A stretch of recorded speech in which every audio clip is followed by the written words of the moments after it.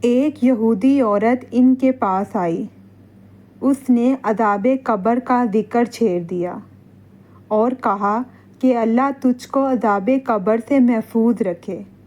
اس پر عائشہ رضی اللہ عنہا نے رسول اللہ صلی اللہ علیہ وآلہ وسلم سے عذاب قبر کے بارے میں دریافت کیا۔ آپ صلی اللہ علیہ وآلہ وسلم نے اس کا جواب یہ دیا کہ ہاں، عذاب قبر حق ہے۔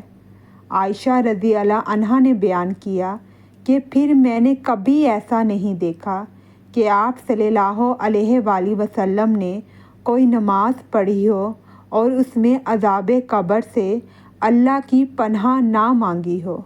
گندر نے عذاب القبر حق کے الفاظ زیادہ کہے۔